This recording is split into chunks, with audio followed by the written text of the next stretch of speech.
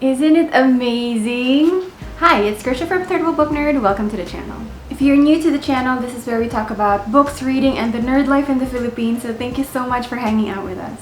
Do you like stories about Filipino myths and heroes? If so, you're in for a treat. Today's video is all about that, so please stick around.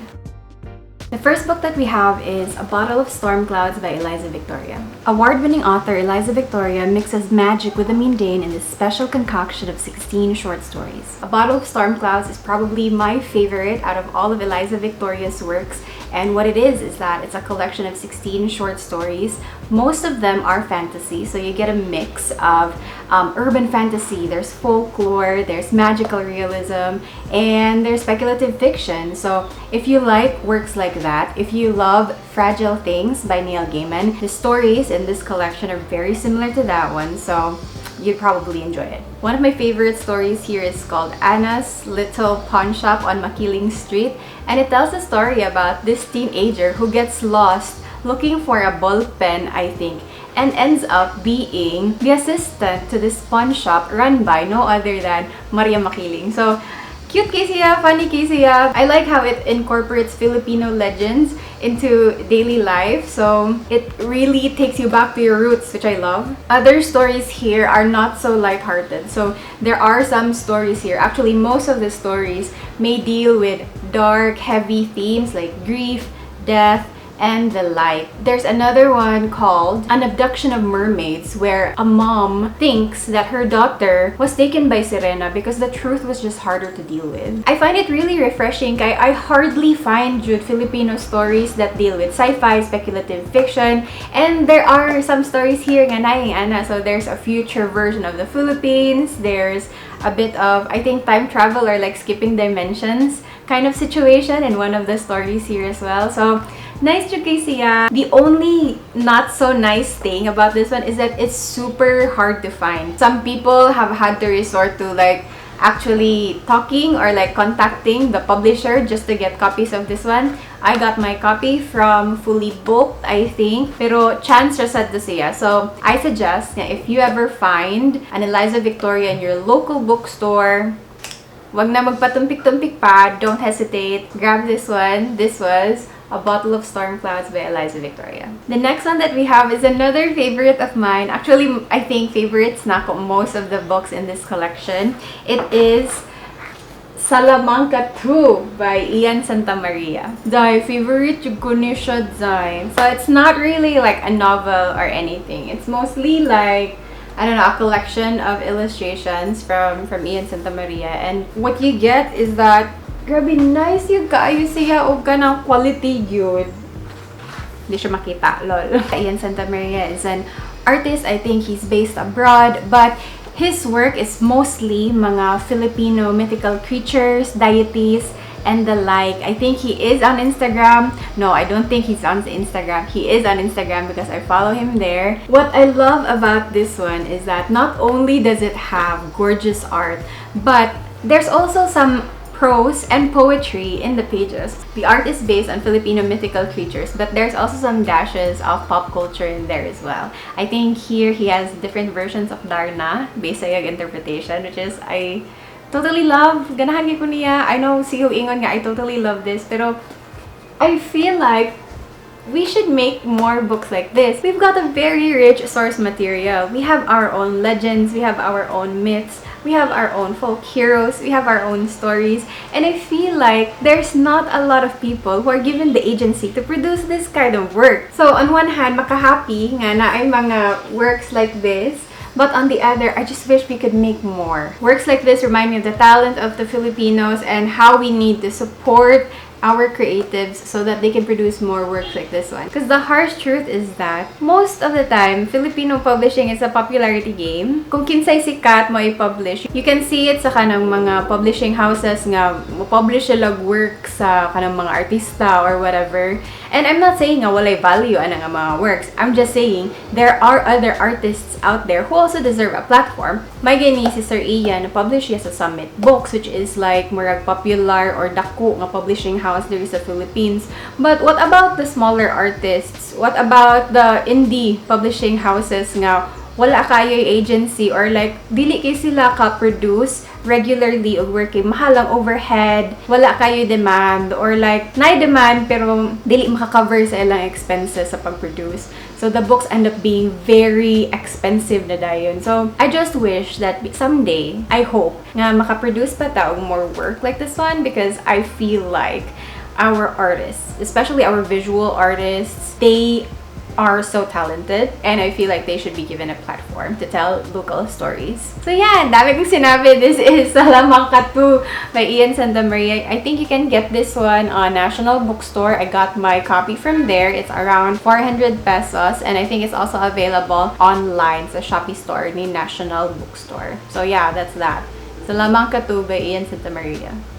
The third book that we have on this list is called Stars Without Brightness by Joaquin Saavedra. This caught my attention on Twitter because it was an adventure set in pre-colonial Philippines. And you know how I love that shit. Ganahan kayo kung mga pre-colonial stuff because I feel like, number one, it's so interesting. I feel like modjud ang atong roots. I feel like the Filipino story does not begin when like Spain discovered us. That's a whole bunch of crap. I think that our history is super rich underneath the colonial, you know, of it all. I feel like stories with this theme and timeline are very interesting. They're very rich in culture and yet they're so underrepresented. So when I first heard about this book, of course, excited gig was tanan. I was super excited to get my hands on this one. And here's the thing, I wanted to like this book so much. The story is set in a war-torn archipelago, Philippines. And it features a ragtag bunch of teenagers mostly. There's Nami, she is a warrior in training. There's Bituon. They are a queer character actually. Usa siya kaasog, which is a male version of Babaylan. So before, apparently, ang mga babaylan kay girls ra sila. Pero si Bituon, biologically male but identifies as queer in this book. Basta na siya'y mission. Nya kuyugan siya ni Nami to get that mission. On the other hand, napay tulo ka buo characters. Ang usa nila kay si Patak. Kani si Patak, ampun siya. So, he's a foundling. And he has been accused of killing the one who took him in. So, gi-accuse siya nga siya'y ni Patay sa nag-ampon niya. Now, ang mga childhood friends ni Patak, si Inday ug si Pakan Gabii, they have been tasked to hunt down Patak. So, diba, nice kisiyas tanan. It has all the trappings of a great adventure novel set in pre-colonial Philippines featuring characters that have native names. Diba, nice kisiya? Now, the thing is, sadly, it all sounded really good on paper. Pero ang execution niya kay medyo di kayo nakubat.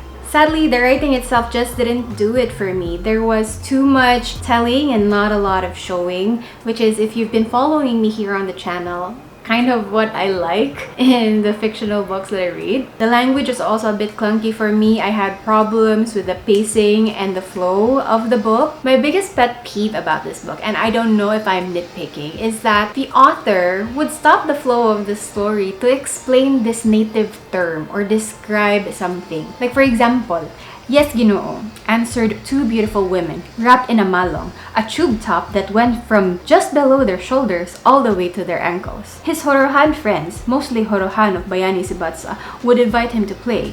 Sometimes it would be sipa, a kind of over-the-net sport played with a rattan ball. And I know that this is challenging, especially if you're trying to describe a world that's not Western coded, I guess. And it would have been helpful if it happened just a couple of times. However, it happened so often that it ended up taking me out of the story, which is really unfortunate because I wanted to finish this book so bad. I wanted to see how the characters grow. And yeah, unfortunately, kana nga mga part just took me out of the story and I ended up not finishing the book. So overall, Stars Without Brightness, very promising, great premise, and I feel like the author really took their time to research about the world building and the terms and everything in this book. Unfortunately, for me, a novel is more than just the world building and the information. It's also about the flow, the tone, the language, and that just didn't cut it for me. So maybe one day I'll bring myself to finish this one, but knowing me, I am a rather prolific DNFer, so I'm not sure if I would get my hands on Stars Without Brightness again. However, if you love stories like this one, you might want to give this one a chance, and if you do, please let me know how you found this story. So yeah, that's it. That's Stars Without Brightness by Joaquin Saavedra. The next book that we have is Muktan 1521 by Tepay Pascual. I loved a lot of things about this book. So first off, it's a graphic novel about the story of Lapu-Lapu, who is considered to be the first Filipino hero when he defeated the Spaniards led by Ferdinand Magellan in the epic Battle of Muktan. Like all Filipino pre-colonial heroes, there's a lot of mystery surrounding Lapu-Lapu. So this book is actually a mix of intensive research from the author and lots of creative freedom as well. So you can't really say it's historically accurate because there's magic also involved in this one. There's some babaylan involved. But overall, really great art, great story. The only thing that I don't like about this one is that as I previously showed you, this book was falling apart the moment that I bought it. See, so the pages, I don't want to open it because the pages are actually kind of fragile. So muna siya ang sad thing about this one. But more than the art, what I love most about Muktan 1521 is the sense of identity that I got from this book. I think this book had a more significant meaning to me in a way because my family is from Muktan Island. Like, we've been there since forever, and growing up we've always been told by our aunties, by our lolos and lolas, that we are descended from Lapu-Lapu or something. I don't know if that's historically accurate, pero that's the type of story that I grew up on, and to see it published in book form was just amazing. To see a part of yourself in the pages as well is really out of this world, and that was, I think, my favorite part about Muktan 1521. Can you imagine if we did this, if we created works and art and books around the stories that our lolos and lolas would tell us when we were younger? Can you imagine the sense of identity it will bring to the readers? Nga kanang, whoa, this is me. This is the story my lola told me when I was a kid, when naghingoto siya nako katong sa kahapon nga di ko matog. We consume a lot of stories that are about Western heroes or mythical creatures, or, you know, set in places that are not ours. So I feel like we should really make more books like this one, and in a way it might help this national identity crisis that we're feeling as Filipinos. You feel me? But anyhow, if you can get your hands on Muktan 1521, do it. And now we're down to our last book. This one's an ebook as well. It's called The Interim Goddess of Love by Mina Esguerra. So The Interim Goddess of Love tells the story of Hannah Makiling. Hannah is a normal university student. She's studying psychology. She's NBSB. One day, nahibong na lang siya. She was shocked when the most popular boy in school, si Quinn, approaches her and asks her to be the interim goddess of love. Yun pala, si Quinn ay ang god of the sun, and they need someone to replace the missing goddess of love. And si Hannah ang iyang napili to replace the goddess. So wala siya ang story sa Interim Goddess of Love. This book was published, I believe, mga 2012. So oh my god, it's almost 10 years old. Let me ponder my age for a bit. Anyhow, to be honest, when I first read this book, makaingan ko nga, cute siya ang premise. The premise was really cute. But I felt like, again, the execution, I would have loved if the book was longer, if we would have delved into the mythology, the system, the whole fantasy part of it all, because at its core, The Interim Goddess of Love is a romance novel. So nag-focus siya more on the characters and the relationships, not really on the fantasy aspect of it. So I felt like we would have benefited if mas ni-dig deeper ang story sa fantasy element niya. But it's a really nice starter book. It's one of the first contemporary Filipino romance books that I read, and it's very memorable for me. So if you want a light-hearted romance set in a university backdrop featuring Filipino gods and goddesses. Spoiler alert, may love triangle pong magaganap dito. So, if you love stories like that, you might want to pick up The Interim Goddess of Love by Mina Esguerra, and it's accompanying 2 other novels. So, yeah. So that's it, you guys. That's 5 books about Filipino myths and heroes. I know that works by Filipino authors is so few and far in between, but I hope that these 5 books would encourage you to consume more content, read books, create art around our culture, and I hope that this would also encourage you to write your own stories as well. There has never been a better time to be an artist, a creator, a writer. We now have more opportunities than the ones who went before us. We now have the options to publish our work on the internet. We have the opportunity to build an audience that would consume, champion our work. So if you are a Filipino creative, an artist, a writer, I hope that this encourages you to pursue your work. Bisag imura nang idu sa sidelines, even if you do it right after your full-time job or whatever. I hope that these books will inspire you to publish those stories, write those stories, and maybe if you want na, show them to the world, because that's what these books did for me. I found a lot of inspiration, a sense of identity in these books, so I hope that does it for you as well. So, which of these books are you most excited to read?